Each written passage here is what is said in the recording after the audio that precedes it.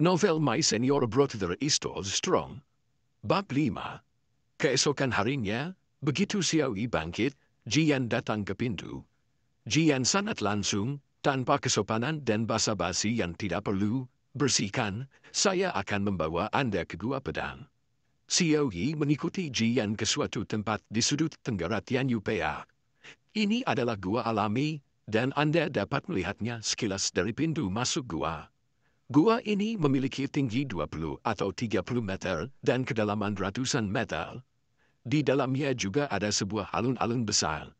Xiaoyi menatap gua itu dengan penasaran dan tidak menemukan sesuatu yang istimewa.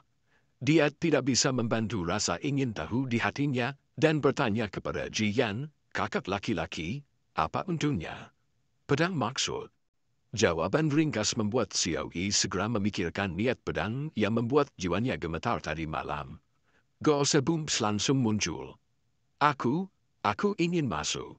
Suara Xiaoyi gemetar. Biarkan wajahnya yang niat pedang sekarang, dia akan mati. Niat pedang itu benar-benar terlalu kuat, dan dia jelas bukan lawan.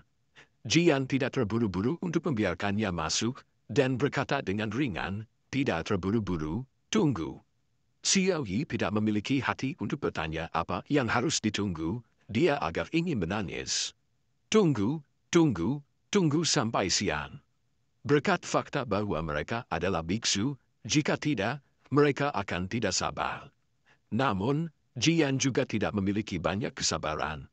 Tanpa melihat gerakan apapun darinya, pedang panjang di belakang punggungnya langsung keluar dari sarungnya dan menerobos udara.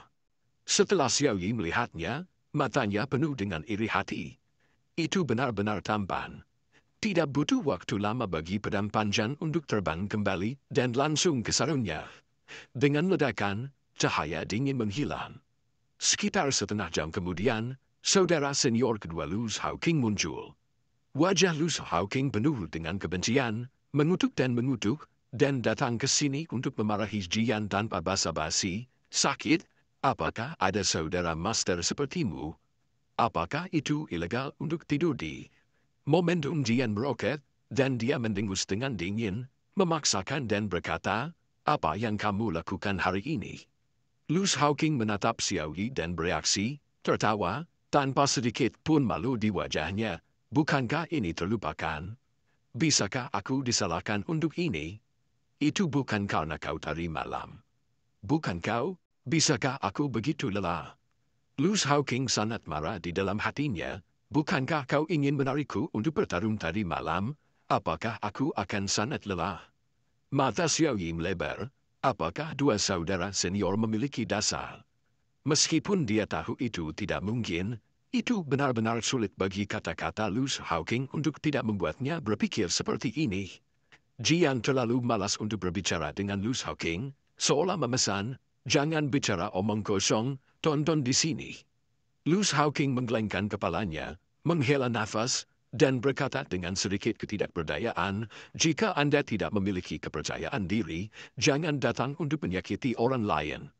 Bukankah tidak apa-apa untuk membiarkan dia mengambil waktu? Jian, yang memahami niat pedang lebih awal, berpendapat, pemahaman awal lebih bermanfaat. Mengetahui bahwa itu sulit untuk mengubah pikiran saudara senior, Lu Shaoqing hanya bisa mengatakan kepada Xiaoyi, Junior Sister, apakah Anda memiliki kata-kata terakhir? Oh, kata-kata terakhir tidak penting, yang penting adalah warisan. Apakah ada sesuatu yang perlu dijelaskan? Wajah Xiaoyi menjadi putih ketika dia ketakutan. Apakah itu begitu menakutkan? Dia menatap Jian dengan panik di matanya. Saudara laki-laki senior, akankah ada bahaya di dalam? Ekspresi yang itu keren, mengingatkan Xiaoyi, jangan dengarkan dia, kata-kata yang keluar dari mulutnya, Anda percaya pada 3 prestasi, dan sisanya Anda harus kentut. Lu Shaoqing tidak senang, apakah Anda mengatakan ini tentang saudara junior?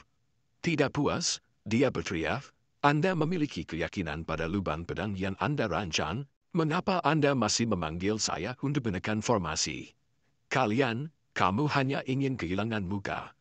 Jian tidak repot-repot memperhatikan Lu Shaoqing, dan berkata kepada Xiaoyi, Ayo masuk.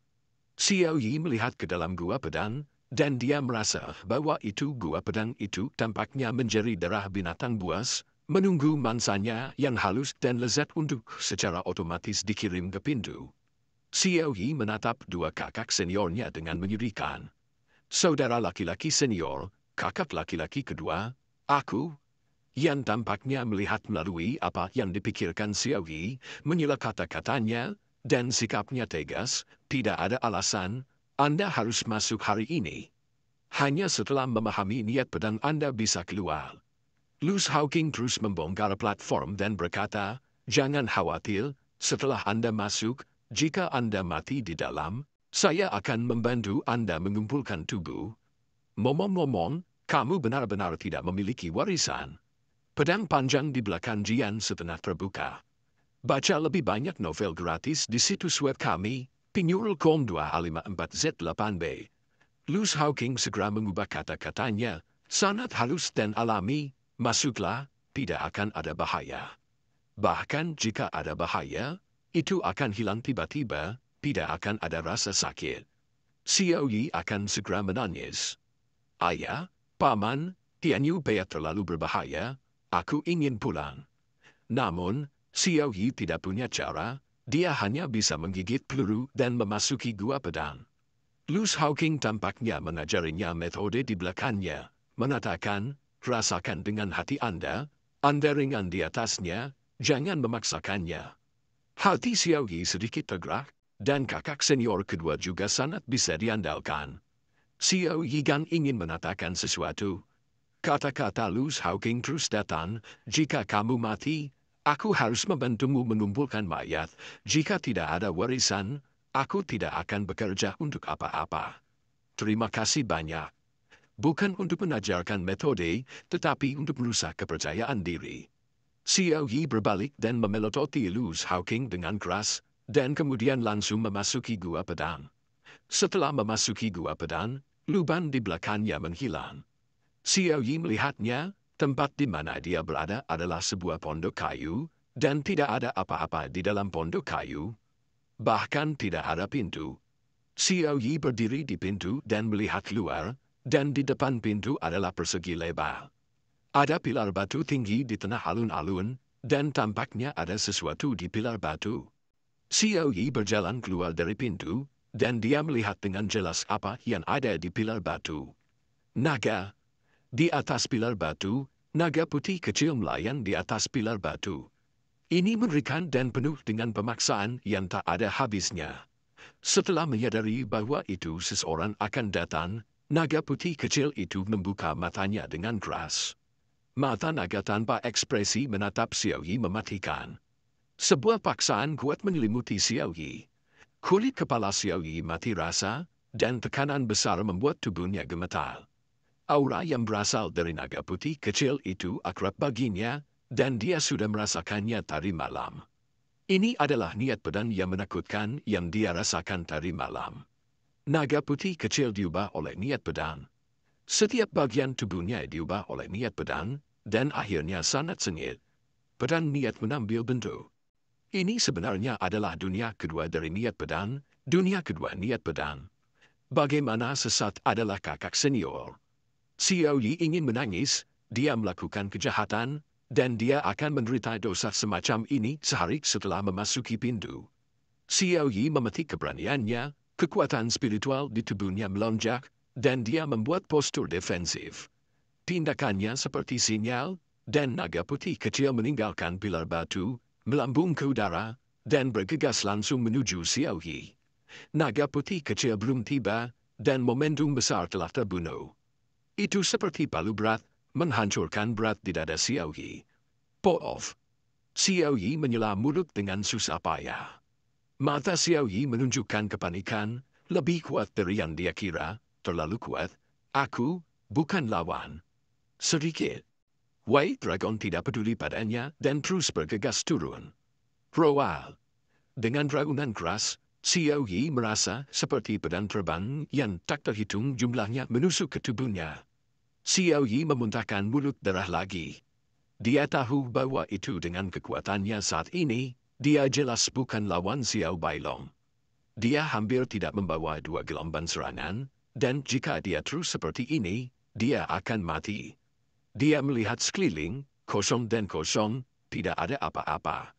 Melihat bahwa itu serangan naga putih kecil itu terbunuh lagi, Xiao Yi memanjat dan berlari kembali ke pondok kayu sekarang. Dan naga putih kecil itu berhenti menyerang dan berkeliaran di luar sekitar pondok kayu, menawasi harimau. Setelah Xiao Yi pulih, dia melihat penampilan abadi Xiao Bailong, tapi dia tidak bisa memulai. Xiao Yi merasa lega di dalam hatinya, sepertinya ini adalah tempat berlindung. Mengingat penderitaan yang dideritanya sekarang, dia sangat marah sehingga dia membuat gerakan pada naga putih kecil itu. Sedikit kutu busuk. Namun, pernyataan ini tampaknya membuat marah naga putih kecil itu. Menaunglah. Kabin hancur sebagai jawaban.